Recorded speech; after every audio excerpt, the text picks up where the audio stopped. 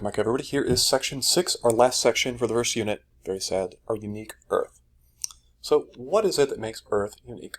First and foremost, free oxygen in the atmosphere. This is unusual.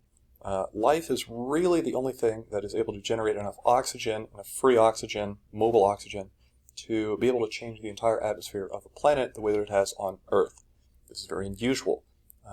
In part, what scientists are looking for when they're probing for life on other planets is they're trying to poke and see if there's any free oxygen in the atmosphere, because life is the only thing that does this. Oxygen is very reactive. The fact that this happens is unusual, let's say. We have a hydrosphere on Earth, the so-called Goldilocks zone here. Got solid water, liquid water, water vapor, all three. Very different from places that water has been found elsewhere, the three phases there. We have our biosphere, meaningful life on Earth, multicellular, complicated life, not been observed elsewhere. And as a result of these different things, atmosphere, hydrosphere, and the biosphere, we have this constant breakdown and churning of the surface.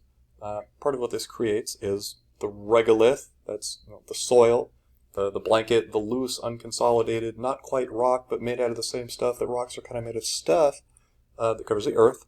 And as a result, it is constantly changing. It is a living, breathing planet, unlike something like Mars, which is dead, not moving, not changing anymore. Some other things that help us to study the unique Earth. So, we have a very dynamic system, very, very complicated, but we assume something about uniformity in the processes. In other words, we look at things like rivers, earthquakes, these different things that are happening on the Earth today, and we look at the state of the Earth today, and we sort of work backwards. We work in reverse from what we see. This is called Reformitarianism, and you might remember, who was it? Who's the guy that came up with this? This fellow, James Hutton.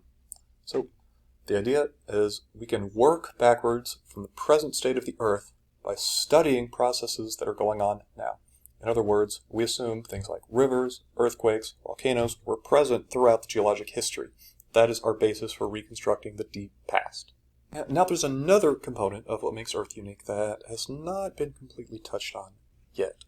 If you look at the figure in the background, you can see the Earth's surface is divided into these sort of chunks, these kind of plates.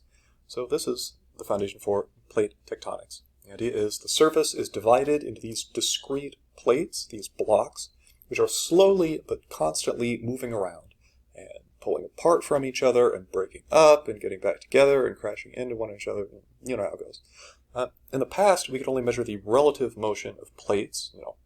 Maybe this one is moving left, but maybe this one is actually moving right. But now, thanks to GPS technology, satellites, we can actually get absolute measurements. What is going where and how fast. Generally, they move at about the rate that your fingernails grow. It's going to be on the order of kilometers per million years or millimeters per year. Following our principle of uniformitarianism, we can assume that since plate tectonics is operating today, that it would have operated in the past in pretty much the same manner. So we have reached the end here. Thank you for those of you who have watched all the way through. Here are some of our big ideas. So, first and foremost, what is geology and why are we studying it? Second, how did the solar system form? What is nebular theory? What is this idea of accretion? What is the story of what happened to form the solar system?